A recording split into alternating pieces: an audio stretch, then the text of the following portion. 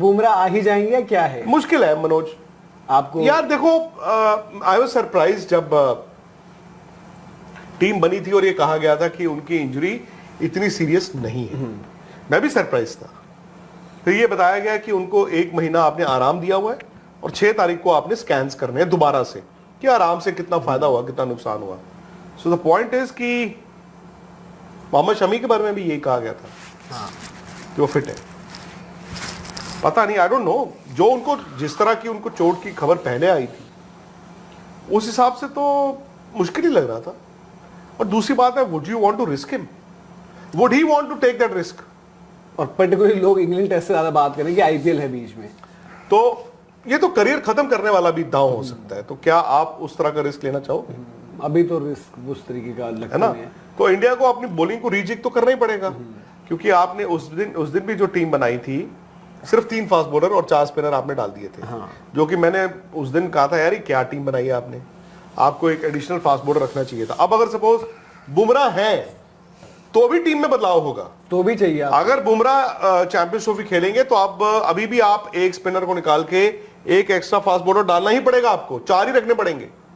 But अगर बुमराह नहीं है तो आप क्या क्या रीजिक करोगे? क्या बुमराह की जगह सिर्फ एक फास्ट बॉलर आ गया, मतलब 3 फास्ट बॉलर? और क्या स्पिन में अब आपको टेम्पटेशन नहीं? मुझे याद है 2021 जो वर्ल्ड T20 हुआ था इन दुबई, अक्षर पटेल थे जिनको एंड में कुछ बीमार कर दिया गया था, स्वॉप हुआ था, है ना? तो वरुण चक्रवर्ती अभी is the flavour, they can take that risk. क्यों नहीं? शायद 21 में वो पूरी तरह तैयार नहीं थे, आज अगर वो इतना अच्छा बॉल डाल रहे हैं, यार आपको बीच के ओवरों में विकेटें तो लेनी है ना। बुमराह भी नहीं है तो विकेटें कौन लेगा? अच्छा, एक बड़ा इंटरेस्टिंग, क्योंकि पाकिस्तान पर भी चर्चा हो रही है, राहुल भाई, तो किसी ने ट्वीट ही किया था कि बाबर और रिजवान ने वरुण को ऐसा मारा कि उनके 4 साल करियर के जो है वो बर्बाद कर दिए।